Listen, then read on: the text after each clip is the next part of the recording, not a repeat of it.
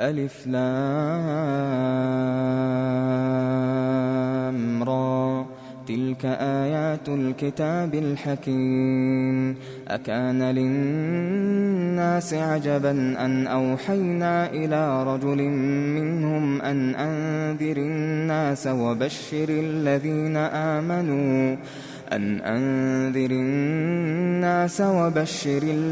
آمنوا أن لهم قدم صدق عند ربهم. قال الكافرون إن هذا لساحر مبين. إن ربكم الله الذي خلق السماوات والأرض في 6 أيام ثم استوى على العرش يدبر الأمر ما من شفيع إلا من بعد إذنه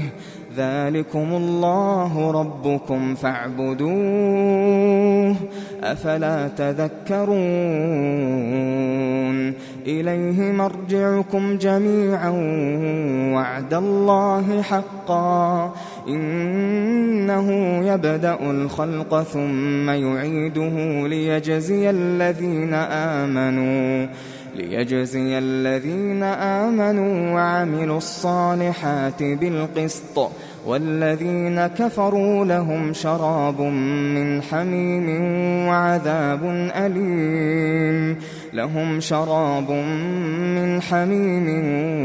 وعذاب أليم بما كانوا يكفرون. هو الذي جعل الشمس ضياء والقمر نورا وقدره منازل لتعلموا عدد السنين والحساب. ما خلق الله ذلك إلا بالحق يفصل الآيات لقوم يعلمون. إن في اختلاف الليل والنهار وما خلق الله في السماوات والأرض لآيات لقوم يتقون. إن الذين لا يرجون لقاءنا ورضوا بالحياة الدنيا واطمأنوا بها والذين هم عن آياتنا غافلون أولئك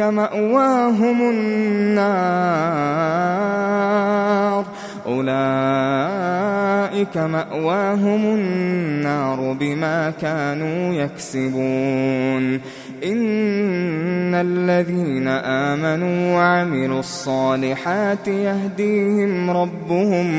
يهديهم ربهم بإيمانهم تجري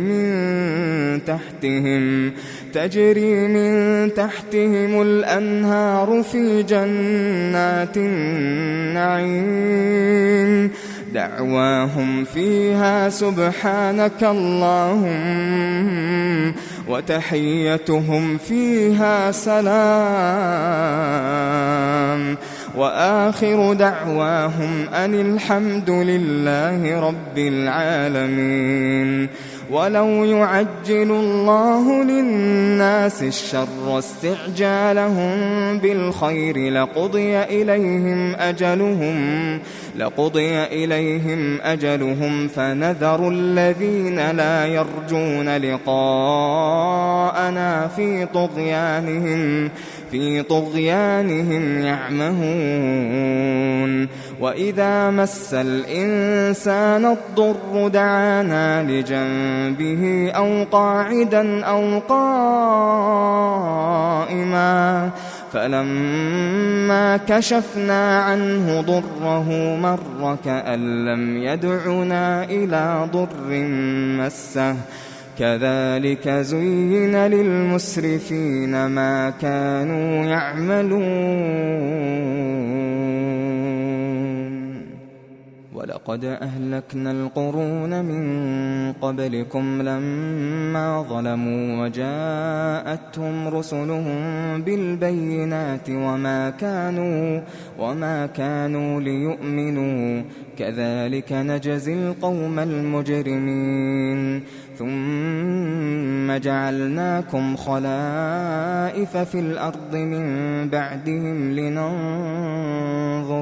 لننظر كيف تعملون وإذا تتلى عليهم آياتنا بينات قال الذين لا يرجون لقاء ائت بقرآن غير هذا أو بدله قل ما يكون لي أن أبدله من تلقاء نفسي إن أتبع إلا ما يوحى إلي إني أخاف إن عصيت ربي عذاب يوم عظيم قل لو شاء الله ما تلوته عليكم ولا أدراكم به فقد لبثت فيكم عمرا من قبله أفلا تعقلون فمن أظلم ممن افترى على الله كذبا أو كذب بآياته إنه لا يفلح المجرمون ويعبدون من دون الله ما لا يضرهم ولا ينفعهم ويقولون هؤلاء شفعاؤنا عند الله قل أتنبئون الله بما لا يعلم في السماوات ولا في الأرض سبحانه وتعالى عما يشركون وما كان الناس إلا أمة واحدة فاختلفوا ولولا كلمة سبقت من ربك لقضي بينهم فيما فيه يختلفون ويقولون لولا أنزل عليه آية من ربه فقل إنما الغيب لله فانتظروا إني معكم من المنتظرين وإذا أذقنا الناس رحمة من بعد ضراء مستهم إذا لهم مكر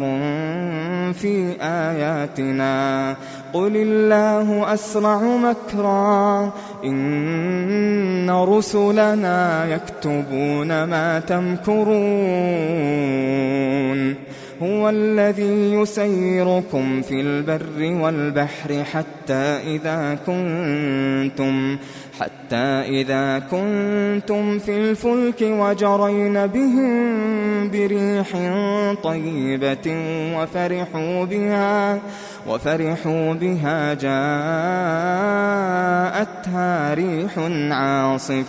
جاءتها ريح عاصف وجاءهم الموج من كل مكان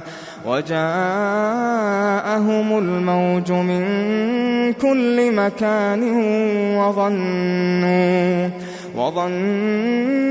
أنهم أحيط بهم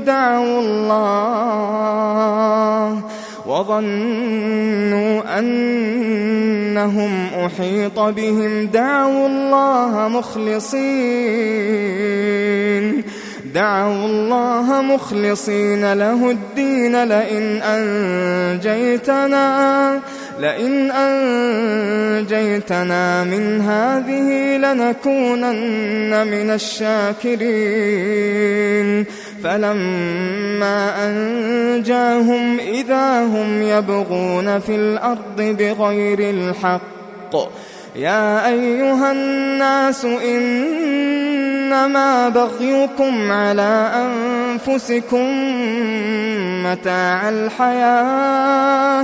متاع الحياة الدنيا ثم إلينا مرجعكم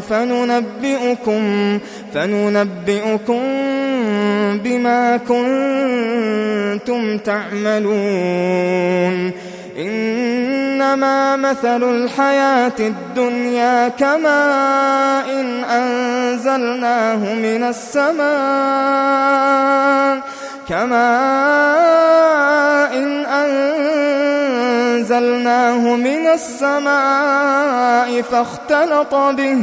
فاختلط به نبات الأرض مما يأكل الناس والأنعام حتى إذا أخذت الأرض زخرفها وزينت وظن أهلها أنهم قادرون عليها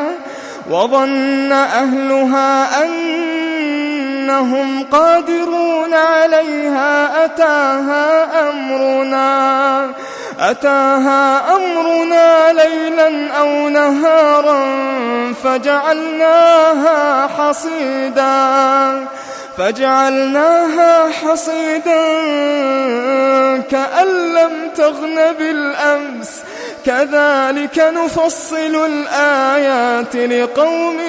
يتفكرون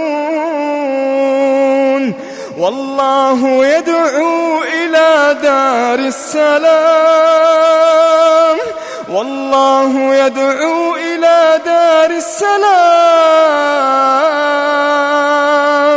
ويهدي من يشاء إلى صراط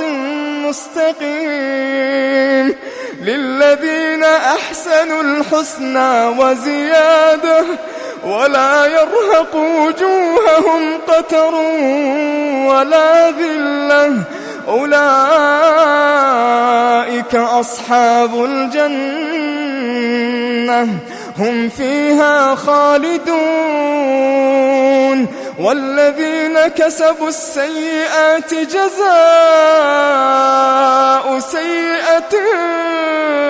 بمثلها وترهقهم ذلة ما لهم من الله من عاصم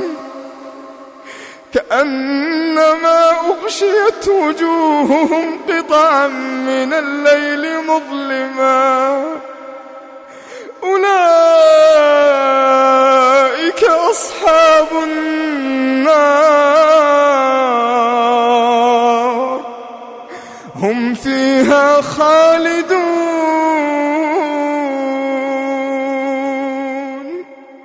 ويوم نحشرهم جميعا ثم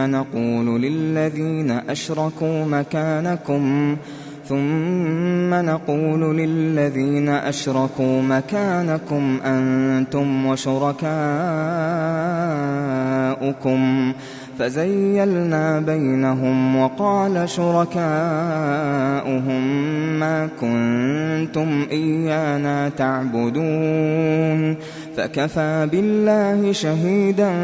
بيننا وبينكم إن كنا عن عبادتكم لغافلين هنالك تبلو كل نفس ما أسلفت وردوا إلى الله مولاهم الحق وضل عنهم ما كانوا يفترون قل من يرزقكم من السماء والأرض أم من يملك السمع والأبصار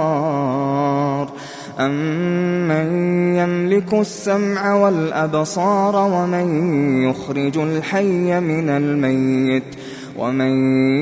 يخرج الحي من الميت ويخرج الميت من الحي ومن يدبر الأمر فسيقولون الله فقل أفلا تتقون فذلكم الله ربكم الحق فماذا بعد الحق إلا الضلال فأنى تصرفون كذلك حقت كلمة ربك على الذين فسقوا أنهم لا يؤمنون قل هل من شركائكم من يبدأ الخلق ثم يعيده قل الله يبدأ الخلق ثم يعيده فأنى تؤفكون قل هل من شركائكم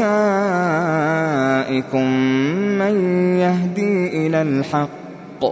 قل الله يهدي للحق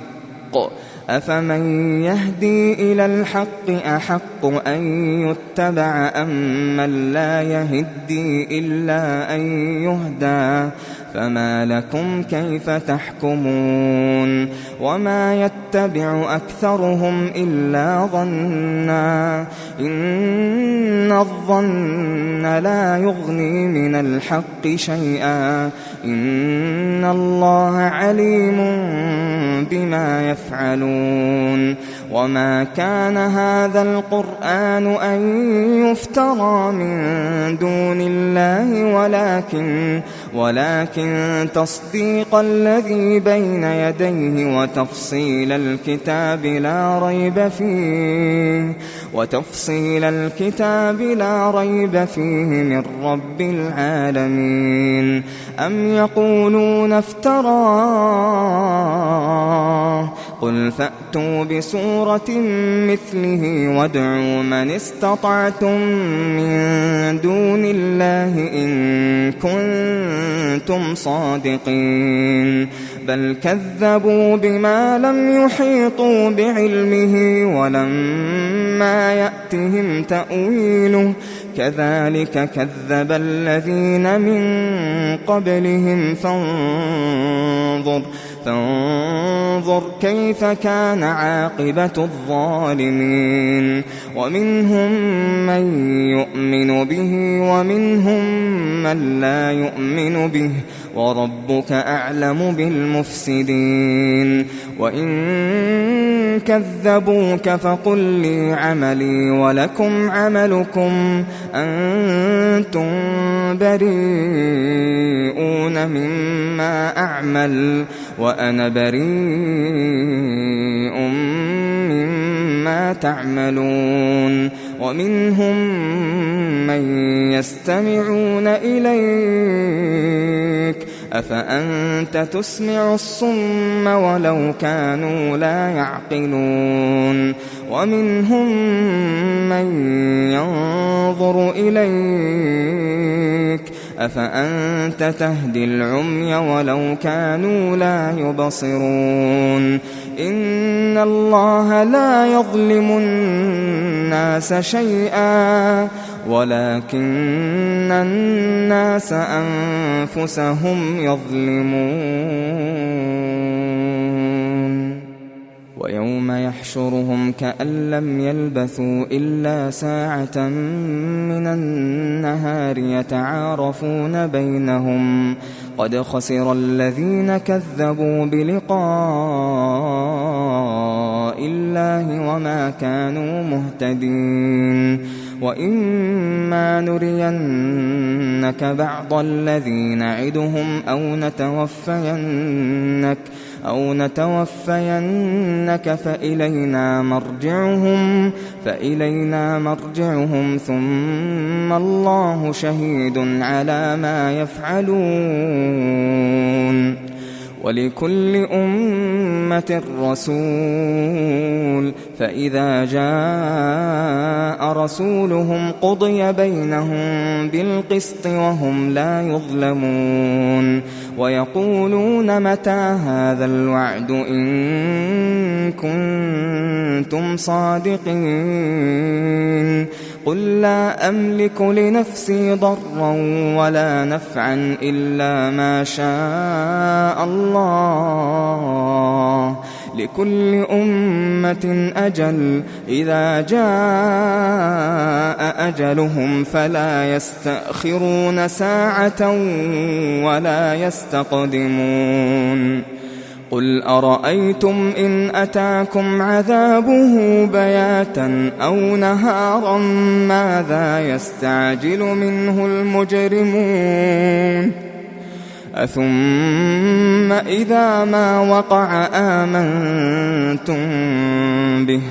الآن وقد كنتم به تستعجلون ثم قيل للذين ظلموا ذوقوا عذاب الخلد هل تجزون إلا بما كنتم تكسبون ويستنبئونك أحق هو قل إي وربي إنه لحق وما أنتم بمعجزين ولو أن لكل نفس ظلمت ما في الأرض لافتدت به وأسروا الندامة لما رأوا العذاب وقضي بينهم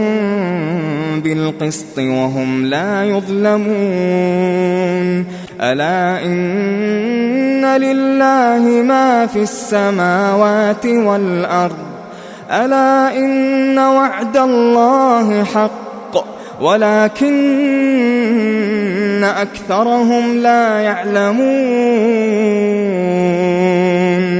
هو يحيي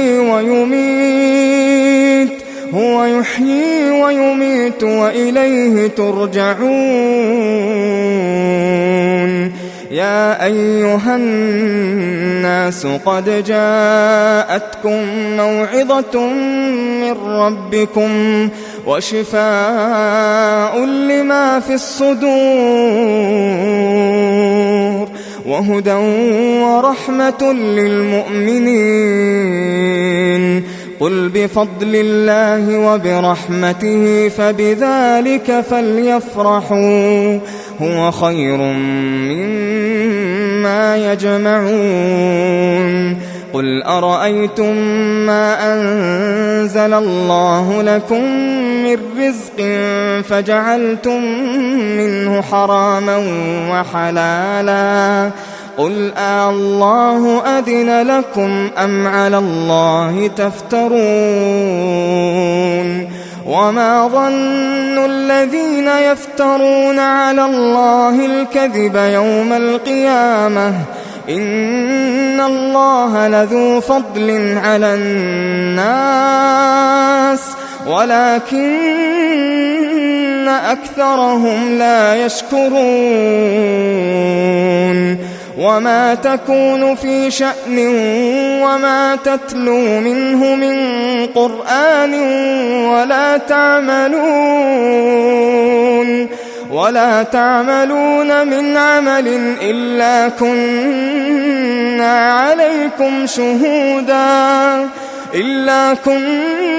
عليكم شهودا إذ تفيضون فيه وما يعزب عن ربك من مثقال ذرة في الأرض ولا في السماء وما يعزب عن ربك من مثقال ذرة في الأرض ولا في السماء ولا أصغر من ذلك ولا أكبر إلا في كتاب مبين ألا إن أولياء الله لا خوف عليهم ولا هم يحزنون الذين آمنوا وكانوا يتقون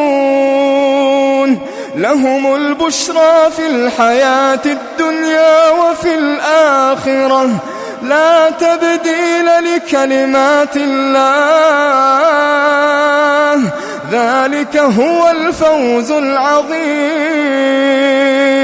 ولا يحزنك قولهم إن العزة لله جميعا هو السميع العليم. ألا إن لله من في السماوات ومن في الأرض وما يتبع الذين يدعون من دون الله شركاء إن يتبعون إلا الظن وإن هم إلا يخرصون هو الذي جعل لكم الليل لتسكنوا فيه والنهار مبصرا إن في ذلك لآيات لقوم يسمعون قالوا اتخذ الله ولدا سبحانه هو الغني له ما في السماوات وما في الأرض إن عندكم من سلطان بهذا أتقولون على الله ما لا تعلمون قل إن الذين يفترون على الله الكذب لا يفلحون متاع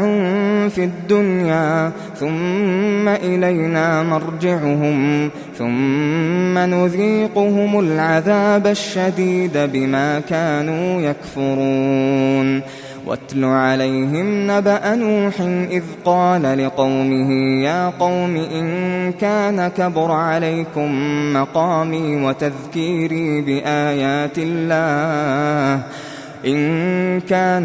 عليكم مقامي وتذكيري بآيات الله فعلى الله توكلت فأجمعوا أمركم وشركاءكم ثم لا يكن أمركم عليكم غمة ثم قضوا إلي ولا تنظرون فإن توليتم فما سألتكم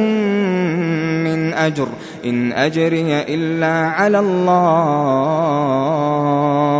وأمرت أن أكون من المسلمين فكذبوه فنجيناه ومن معه في الفلك وجعلناهم خلائف وأغرقنا الذين كذبوا بآياتنا فانظر كيف كان عاقبة المنذرين ثم بعثنا من بعده رسلا إلى قومهم فجاءوهم بالبينات فما كانوا ليؤمنوا بما كذبوا به من قبل كذلك نطبع على قلوب المعتدين ثم بعثنا من بعدهم موسى وهارون إلى فرعون وملئه بآياتنا فاستكبروا وكانوا قوما مجرمين فلما جاءهم الحق من عندنا قالوا إن هذا لسحر مبين قال موسى أتقولون للحق لما جاءكم أسحر هذا ولا يفلح الساحرون قالوا أجئتنا لتلفتنا عما وجدنا عليه آباءنا وتكون لكم الكبرياء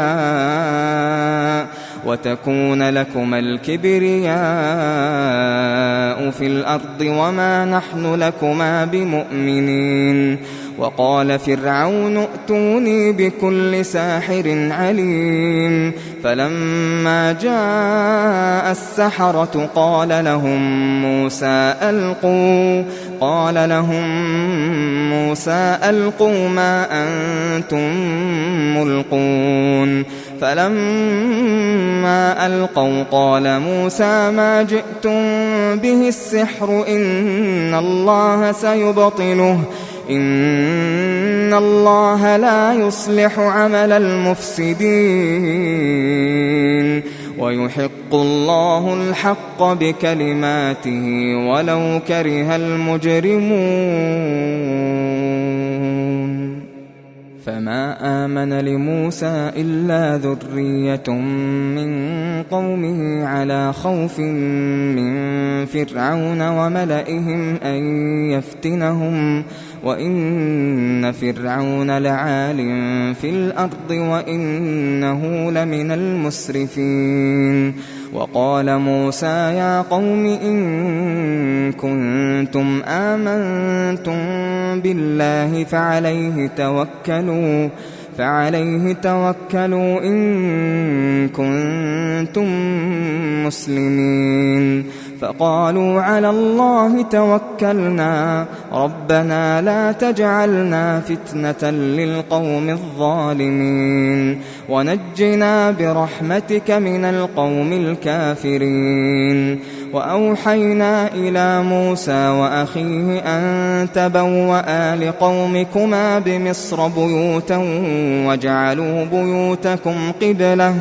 وجعلوا بيوتكم قبلة وأقيموا الصلاة وبشر المؤمنين وقال موسى ربنا إنك آتيت فرعون وملأه زينة وأموالا في الحياة الدنيا ربنا ليضلوا عن سبيلك ربنا اطمس على أموالهم واشدد على قلوبهم فلا يؤمنوا حتى يروا العذاب الأليم قال قد أجيبت دعوتكما فاستقيما ولا تتبعان سبيل الذين لا يعلمون وجاوزنا ببني إسرائيل البحر فأتبعهم فرعون وجنوده بغيا وعدوا حتى إذا أدركه الغرق قال آمنت أنه لا إله إلا الذي آمنت به بنو إسرائيل وأنا من المسلمين الآن وقد عصيت قبل وكنت من المفسدين فاليوم ننجيك ببدنك لتكون لمن خلفك آية وإن كثيرا من الناس عن آياتنا لغافلون ولقد بوأنا بني إسرائيل مبوأ صدق ورزقناهم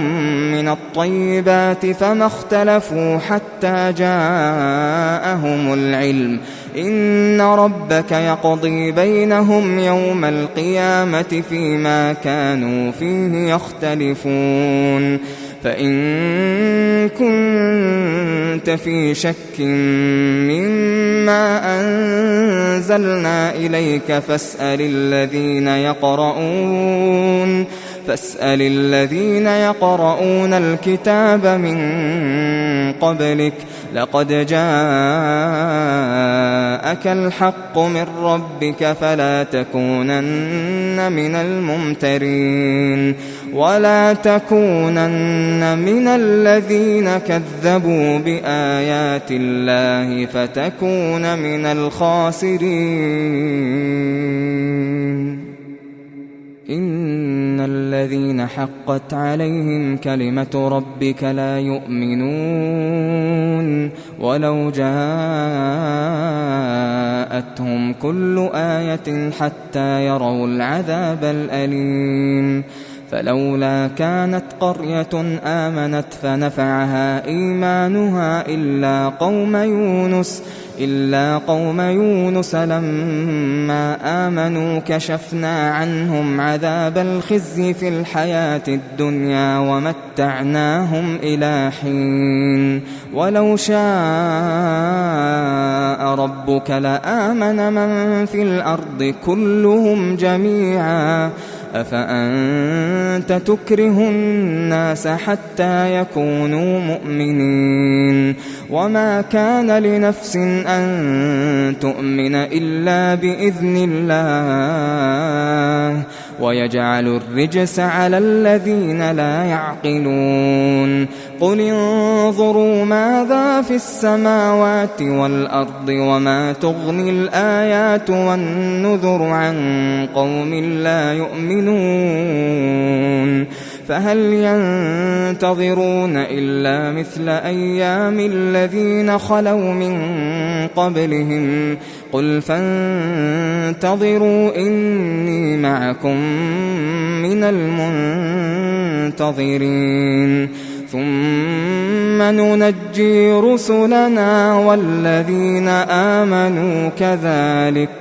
حقا علينا ننجي المؤمنين قل يا أيها الناس إن كنتم في شك من ديني فلا أعبد الذين تعبدون من دون الله ولكن أعبد الله الذي يتوفاكم وأمرت أن أكون من المؤمنين وأن أقم وجهك للدين حنيفا ولا تكونن من المشركين ولا تدع من دون الله ما لا ينفعك ولا يضرك فإن فعلت فإنك إذا من الظالمين وإن يمسسك الله بضر فلا كاشف له إلا هو وإن يردك بخير فلا راد لفضله يصيب به من يشاء من عباده وهو الغفور الرحيم قل يا أيها الناس قد جاءكم الحق من ربكم فمن اهتدى فإنما يهتدي لنفسه ومن ضل فإنما يضل عليها وما أنا عليكم بوكيل واتبع ما يوحى إليك واصبر حتى يحكم الله وهو خير الحاكمين